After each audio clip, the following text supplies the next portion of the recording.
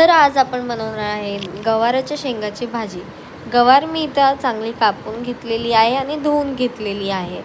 त्यानंतर इथे मोठा कांदा, कढीपत्ता, लसूण, मिरची आणि 2 टोमॅटो मी घेतलेले आहे। हे आहे भाजलेल्या शेंगदाण्याचं कूट।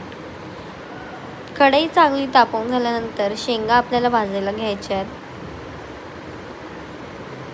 शेंगा चांगल्या परतून घेतल्यानंतर कलर जरासा चेंज झाल्यावर तुम्हाला हे शेंगा काढून घ्यायचे आहेत।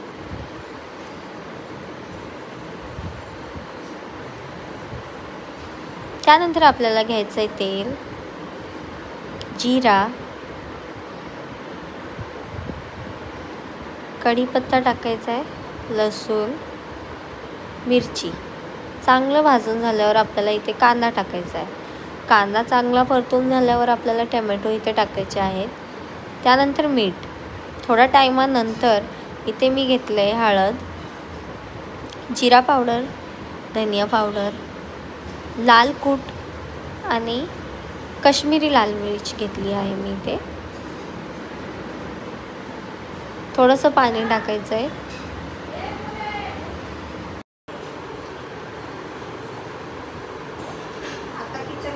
आता आपल्याला इथे शेंगदाण्याचं कूट ॲड करायचं आहे। थोडंसं पाणी टाकून शेंगदाण्याचं कूट टाकून झाल्यानंतर चांगलं शिजू द्यायचं आहे। चांगली उकळ आल्यानंतर कलर चेंज होतो।